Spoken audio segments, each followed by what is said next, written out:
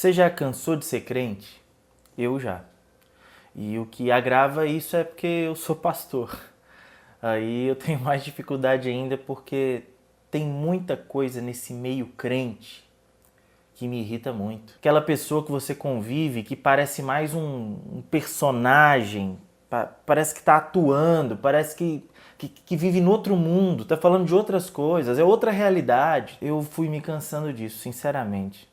Com o tempo, convivendo diariamente com esse tipo de situação, com um linguajar específico, com, assim, sendo bem honesto com vocês aqui, com uma chatice específica, isso vai cansando muito a gente. Eu tô falando muito sério, eu tô sendo bem honesto com vocês aqui. Eu quero saber a sua opinião sobre isso. Meu nome é Vinícius e eu quero que você se sinta em casa nesse ambiente aqui. Vamos conversar sobre isso, vamos discutir esse assunto. Então, por favor, deixe o seu comentário acerca desse tema que para mim é muito caro. Minha família, nós fomos para uma igreja evangélica em 1997. Bem no início, janeiro de 1997. E quando a gente chega na igreja, cara, é muito bom. Assim, pelo menos para essa igreja onde a gente foi uma igreja muito legal. Foi uma igreja onde a gente se encantou. As músicas eram boas, o pessoal era gente boa. O problema, e assim, eu vou deixar para falar sobre igreja em outro vídeo. Eu acho que no próximo vídeo eu vou falar sobre igreja. Hoje eu quero falar sobre crente. Que eu sou crente também, mas eu quero falar sobre um tipo específico de crente, de cristão, um tipo específico, que é esse que tem uma linguagem peculiar, que é esse que tem costumes, que tem trejeitos, que tem uma forma de se expressar, um jeito de conversar com as pessoas, um jeito de se portar na igreja, um modelo de orar, uma forma de performar durante o culto. Eu vou falar a verdade para vocês, com o tempo essas coisas foram me desgastando e eu fui me cansando. Hoje eu sigo algumas páginas até de humor cristão no Instagram, mas eu começo a ver certos vídeos, parece que aquilo me dá gatilho, até me faz mal. Algumas eu já deixei de seguir. Aquelas coisas, aquelas linguagens, aquela linguagem profética, aquela pessoa falando ininterruptamente, aquele cara que vai entregar uma profecia parecendo que está narrando um jogo de futebol, aquela pessoa, aquela irmã que fala de um jeito assim tão mesquinho às vezes. Tem muita coisa que eu não estou conseguindo mais. Eu não sei realmente se você partilha disso que eu estou sentindo, se você experimentou isso na sua vida, se algumas coisas, algumas vivências, algumas pessoas dentro da igreja são cansativas para você, eu não sei. Deixa aqui que eu quero ver se eu não estou passando por isso sozinho. Mas eu quero falar desse estereótipo do crente que cansa a própria pessoa que vivencia isso, porque aquilo ali é um personagem. A pessoa que fica daquele jeito, performando daquele jeito e falando em nome do Senhor, porque eu lhe digo, meu servo. Esse tipo de performance, eu sei que algumas coisas são culturais, algumas coisas... Enfim, mas isso cansa a pessoa que está performando, que ela não vai conseguir sustentar isso por muito tempo, e cansa os que estão naquele meio. É claro, alguns não se cansam, né? Muitos vão ficar ali o resto da vida. Mas tem uma galera que se cansa. Eu sou dessa galera que tá cansada disso já. Vou contar uma história pra vocês. Tinha um rapaz que eu conheci, óbvio que eu não vou falar o nome dele aqui, mas o rapaz era de uma igreja mais descolada, ele cantava rap, era um cara que as letras do hip hop que ele fazia eram letras bíblicas interessantes, legais, falavam sobre a vida, enfim, coisa bacana. Aí ele saiu dessa igreja por alguns motivos que eu até considero justificáveis e tal, e foi para uma outra denominação. E nessa outra, era uma denominação dessas, né, que o cara quase que veste a roupa de crente, né? Tem a roupa de crente para você ir na igreja. É o terno, é a gravata, é tudo aquilo que é exigido da pessoa para que ela seja considerada crente dentro da igreja. Então ele começou a andar só de terno e gravata, aparentemente deixou o hip hop. E um dia eu chamei ele para pregar na comunidade que eu fazia parte. Eu era líder de jovens, eu chamei ele para pregar. Era um cara que havia experimentado muita coisa do mundo, né? Um testemunho forte. E tinha um jeito com os jovens, uma linguagem. Ele era o cara do hip hop e tal. Chamei ele para pregar para nossa juventude. O cara chegou lá todo no formato crente, né? Chegou lá terno, um calorão. Não sei se na sua cidade tá fazendo calor como tá fazendo aqui. O cara chegou lá, um calorão, terno e gravata, para pregar para jovens, mas beleza. Chegou lá, terno e gravata. E aí ele começou a orar, né, antes do culto. E ele era um cara que falava muito de boa, tipo assim, sabe, trocava ideia, de boa. Mas quando ele ia orar, e ele orava alto, começou a orar alto lá antes da reunião, e depois durante a reunião também, quando ele orou, ele era um cara que o sotaque dele mudava. Conhece pessoas assim? Que o sotaque da pessoa muda quando ela vai orar. O sotaque dele mudava. Eu sou mineiro, ele é um mineiro, cara mineiro. Fala uai, come pão de queijo, como mineiro. E aí na hora de orar, ele começou, Senhor, meu Deus e meu Pai, neste momento. E ele começou a puxar meio com um S de carioca. Ele virou um carioca na hora de orar, puxando o S toda hora. Não sei se vocês já viram gente assim também, que quando vai performar na oração, o cara puxa um sotaque, ele dá uma ênfase, sabe? Eu pensei, gente, o que é isso? O que aconteceu com ele? Por que ele virou uma outra pessoa? Por que ele mudou de sotaque? E é assim, acabou a oração, voltou o cara. O cara é normal. O cara é de boa, normal. Conversa, normal. Começou a orar ou começou a pregar, o cara puxa um sotaque evangeliquez, puxa um S carioca. Eu não entendo. Então, assim, esse estereótipo... É mais um desabafo, né? Eu tô aqui num canal de desabafo querendo saber se tem mais gente querendo desabafar comigo. Mas esse estereótipo, ele é cansativo. Não dá para sustentar muito tempo. Se a pessoa ela começa a analisar, se ela é um pouco mais analítica, um pouco mais crítica, vai indo, ela não vai conseguir se manter por muito tempo, gente. Eu não tô falando aqui de ser mais inteligente, menos inteligente, não tem nada com isso. Estou querendo dizer que se a pessoa começa a pensar assim, precisa disso? Esse tipo de performance, esse tipo de coisa, esse tipo de vestimenta, esse tipo de palavra, esse palavreado, essa forma de fazer, esse tom de voz, precisa disso? E esse é o crente padrão do Brasil, né? Quando se pensa em crente cristão, a gente pensa no crente padrão, que ele faz o quê? Geralmente tem um versículo na ponta da língua para tudo. Isso os que ainda liam a Bíblia, né? Os mais antigos que ainda liam a Bíblia. Então, para tudo tem um versículo na ponta da língua. Ah, porque a Bíblia diz isso, isso e isso. Ah, porque a Bíblia diz que não sei o que, não sei o que, não sei o que. O cara sempre está cuspindo versículo bíblico para todo lado. É chato ficar perto dele. E geralmente o que a Bíblia diz nunca é uma coisa boa.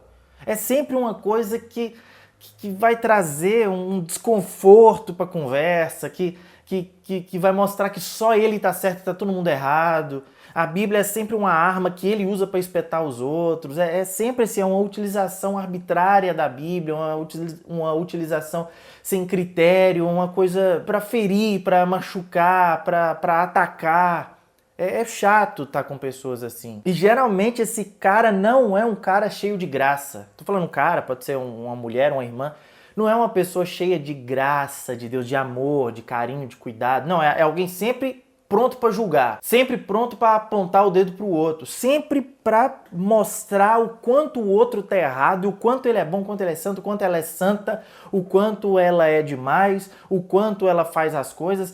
Sempre uma pessoa disposta a julgar, sempre inconveniente, sempre alguém que ninguém perguntou a opinião da pessoa e ela entra para dar opinião bíblica, né? Bíblica, cheia de juízo, cheia de crítica, cheia de chatice. Geralmente é assim. Essa pessoa abraça, de forma geral, ela abraça a sua placa denominacional e aí fica militando pela denominação e querendo, às vezes, impor a regra da igreja, o jeito de fazer da igreja. Vou contar uma história, outra história, hoje eu vou contar outra história para vocês aqui. Tem um irmão, ele tem um cargo em uma igreja aí. E aí nós estávamos lá na minha comunidade, onde eu sou pastor, nós estávamos preparando o ambiente para começar a congregar nesse lugar, né? Fazendo as reformas necessárias. E ele, como que essa igreja aí é? Aí vocês têm as hierarquias? Eu falei, não, nós não nos dividimos aqui de forma hierárquica. Mas não pode só o pastor pregar? E eu pensando, em momento nenhum eu disse isso. Eu só disse que a gente não tem hierarquia, né? E ele falou, porque não pode só o pastor pregar. Eu falei, não sou só eu que prego. Tem outras pessoas que me ajudam, que revezam comigo, que pregam. Não, mas tem que ter o pastor, o presbítero, o diácono, tem que ser igual à Assembleia de Deus. E ele nem é da Assembleia de Deus, tá? Tem que ser igual à Assembleia de Deus. Eu falei, não, mas aqui nós não somos a Assembleia de Deus. Não, mas tem que ter as coisas igual na Assembleia de Deus. Aí eu pensei, gente, que pessoa inconveniente. Ela vai, não ajuda com nada, fica lá enquanto os outros estão trabalhando, ela fica criticando a igreja que vai ser plantada, que vai começar ali naquele lugar, dizendo que aquela nova comunidade tem que ser nos moldes de uma Assembleia de Deus. E ele nem é da Assembleia de Deus. É esse tipo de gente que, infelizmente, você já conviveu ou você já foi esse tipo de pessoa, que aí é o mais brabo, né? Mas aí é bom também, que pode ter sido e se arrependeu. E são pessoas que, de forma geral também, têm medo de demonstrar fraquezas. A casa tá desabando, mas lá na igreja ele finge que é o homem de Deus, a autoridade de Deus, o profeta usado por Deus, mas em casa não consegue conversar com os filhos, com a esposa, tá tudo uma desgraça. Mas ele faz um personagem de que é um super crente dentro da igreja.